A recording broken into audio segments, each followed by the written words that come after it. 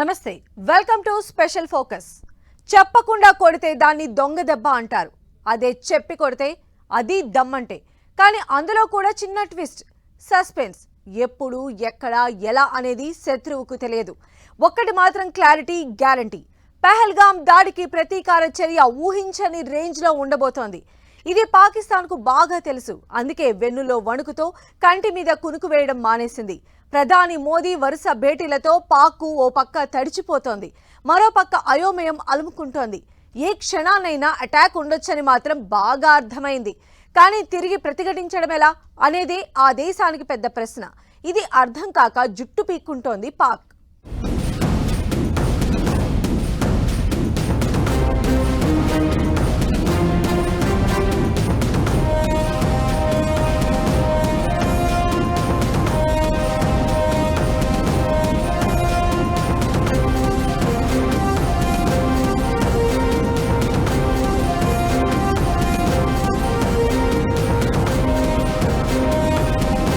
భారత్ ఎప్పుడు ఎక్కడ ఎలా దండయాత్ర చేస్తుందో, ఏ క్షణాన ఏం జరుగుతుందోనని పాక్ వెన్నులో వణుకు.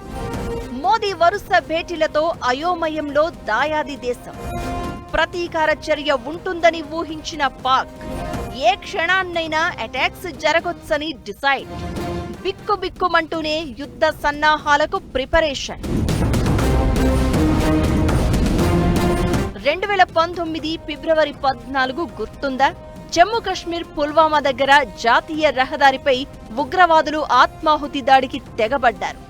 ఈ దాడిలో మన సిఆర్పీఎఫ్ జవాన్లు 40 మంది అసువులు బాశారు. ఇది పాకిస్తాన్ చేసిన ఉగ్ర చర్య.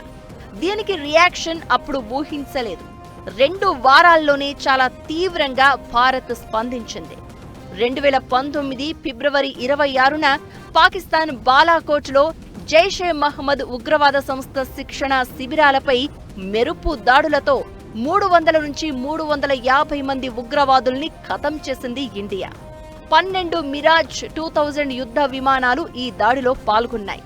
ఇండియా రియాక్ట్ అయితే సర్జికల్ స్ట్రైక్స్ ఎలా ఉంటాయి అనేది పాక్కు అప్పుడే అర్థమైంది. ఇప్పుడు పహల్గాం దాడితో భారత్ రగిలిపోతోంది. ఆర్మీకి ఫ్రీ హ్యాండ్ ఇచ్చారు ప్రధాని మోదీ. మరోపక్క వరుస భేటీలతో త్రివిధ దళాలు, ఐబీ, ఇతర నిఘా వర్గాలతో నిరంతరం చర్చల్లో ఉంటున్నారు. దీంతో పాకిస్తాన్కు అసలేం జరగబోతోందనేది అర్థం కావడం లేదు.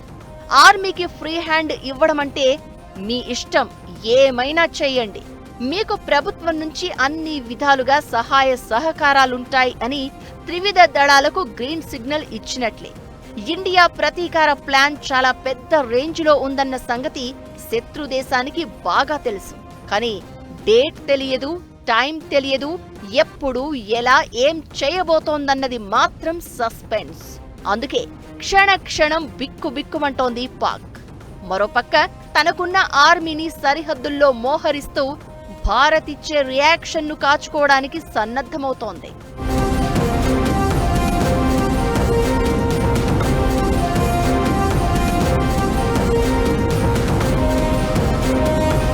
మోదీ ఇలా వరుస భేటీలు పెట్టడంతోనే పాక్కు ఇక నిద్ర పట్టడం లేదు.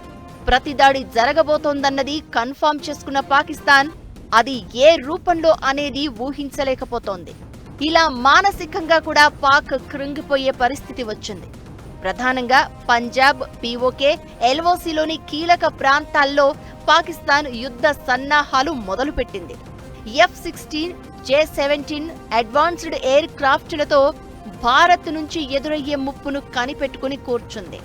భారత్ సైనిక చర్యకు సిద్ధమైతే తమ నుంచి కూడా రియాక్షన్ చాలా దారుణంగా ఉంటుందని పాక్ సమాచార శాఖ మంత్రి అతవుల్లా తరార్ స్పందించారు.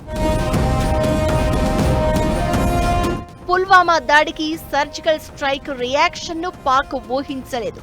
కానీ పహల్గాం దాడి తర్వాత భారత్ ఖచ్చితంగా పాక్ టార్గెట్గా టెర్రర్ హంట్ చెయ్యనుందని ఆ దేశానికి బాగా తెలుసు. ప్రత్యర్థి ఎప్పుడైతే మన రియాక్షన్ కోసం ఎక్కువ వేచి ఉండాల్సి వస్తుందో అది సైకలాజికల్ గా పాక్ను బాగా వీక్ చేస్తుంది. అలాంటి సమయంలో దెబ్బ కొట్టే ఛాన్స్ తక్కువగా ఉంటుందనేది రక్షణ రంగ నిపుణులు చెబుతున్నమాట.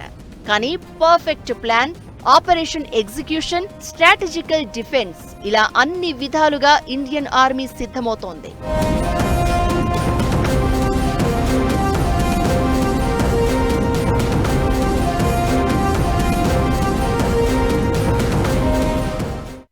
There is going to be a war.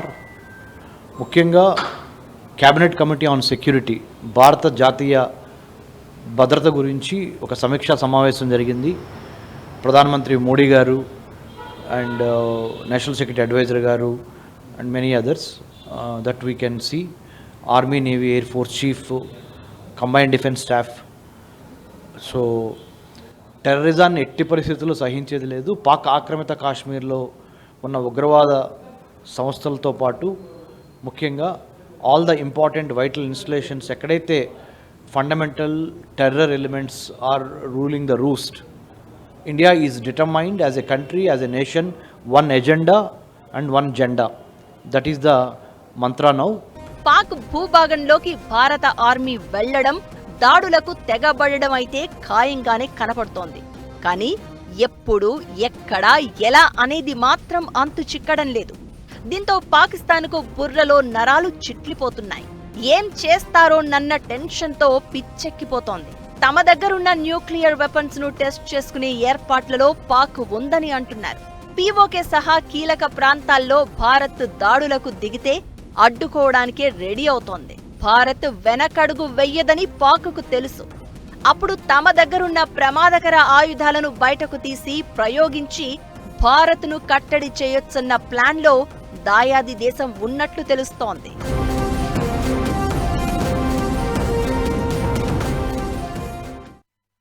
ఈసారి చెప్పి మరీ పాక్ను కొట్టబోతోంది భారత్. దెబ్బ కొడతానని తెలుసు, చాలా గట్టిగా కొడతాడని తెలుసు. కానీ ఎప్పుడు కొడతాడో తెలియదు, ఎక్కడ కొడతారో తెలియదు. అది ఆ భయం అలానే కంటిన్యూ అవ్వాలి. అప్పుడు సమయం చూసి కొట్టే దెబ్బ ఉంటుందే, ఆ కిక్ ఎలా ఉంటుందోనని దేశమంతా ఆసక్తిగా ఎదురు చూస్తోంది. ఇటు పాకిస్తాన్ మాత్రం అయోమయంలో కొట్టుమిట్టాడుతోంది. ప్రిపరేషన్ పెద్దగానే ఉంది. సో ఇండియా తమను ఊహించని చావు దెబ్బ కొట్టడం మాత్రం ఖాయమని అంచనా వేస్తోంది పాక్. తామేం తక్కువ కాదని ఆర్మీని సన్నద్ధం చేసుకుంటోంది. అందితే జుట్టు, అందకపోతే కాళ్లు, ఇది పాకిస్తాన్ ఎప్పుడూ చేసేది. ఉగ్రవాదులను రెండు చంకల్లో వెనక వీపుపైన ఎక్కించుకుని దేశమంతా ఊరేగించుకుని తిరిగే దేశం. తాము చాలా అమాయకులమని, ఉగ్ర బాధితులమని మొసలి కన్నీరు కారుస్తుంది. ఓ పక్క పహల్గాం దాడి ఘటనపై తటస్థమైన పారదర్శక, స్వతంత్ర దర్యాప్తునకు సహకరిస్తాము అంటుంది. మరోపక్క భారత్ తమపై సైనిక చర్యకు దిగితే ప్రతి చర్య తీవ్రంగా ఉంటుందని ప్రగల్భాలు పలుకుతుంది. ఇండియా నుంచి కౌంట్ డౌన్ మొదలైందని భావిస్తున్న పాక్ అవసరమైతే తమ దగ్గరున్న న్యూక్లియర్ వెపన్స్ ను వాడేందుకు కూడా వెనుకాడకూడదని అనుకుంటోంది.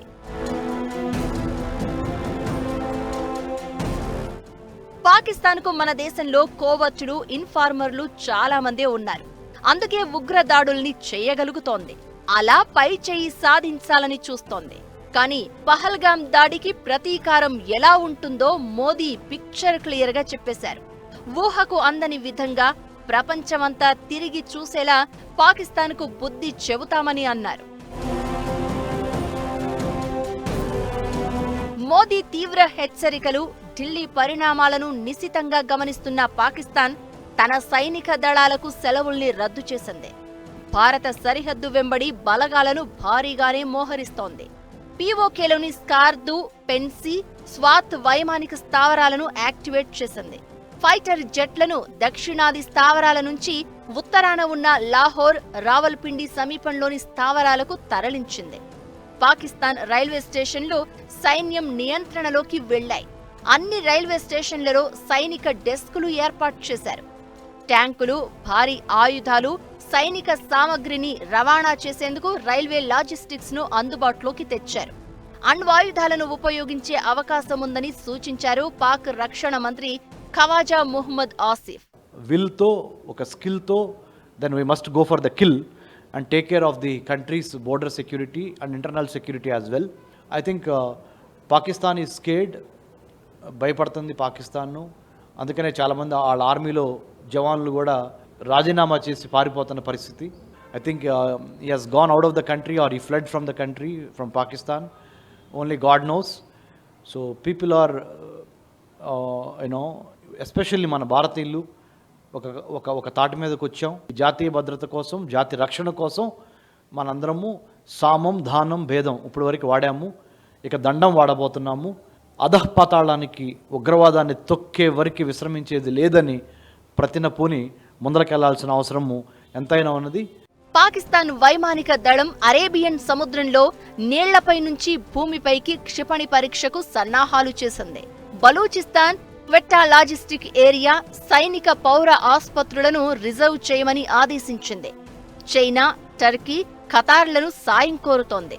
టర్కీకి చెందిన C-130E సైనిక రవాణా విమానం కరాచీలో ల్యాండ్ అయినట్లు, చైనా PL-15 లాంగ్ రేంజ్ క్షిపణులను పాకిస్తాన్కు సరఫరా చేస్తున్నట్లు కొన్ని వార్తలు ప్రచారమయ్యాయి. కానీ అవి నిజమని ఇప్పటివరకు ఏ దేశం అధికారికంగా దీన్ని ధృవీకరించలేదు. ఉగ్రవాద నిర్మూలనకు సరైన సమయం, సరైన సందర్భం కోసం ఇండియా ఎదురు చూస్తోంది. పాక్ ఆక్రమిత కశ్మీరులో ఉగ్రవాద శిబిరాలు చాలానే ఉన్నాయి. ఉగ్రవాద గ్రూపులు కూడా ఎక్కువే.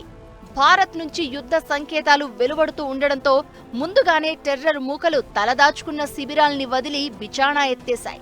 సేఫ్ ప్లేస్ అనుకుంటున్న ప్రాంతాల్లో తలదాచుకుంటున్నాయి. POKలో దాక్కున్నా, పాకిస్తాన్లో తలదాచుకున్నా వెంటాడి వేటాడి శిక్షిస్తామని మోదీ ఇప్పటికే స్ట్రాంగ్ హెచ్చరికలు పంపారు. దీంతో సర్జికల్ స్ట్రైక్స్ 2.0 ఖచ్చితంగా జరుగుతాయని పాక్ అలర్ట్ అవుతోంది.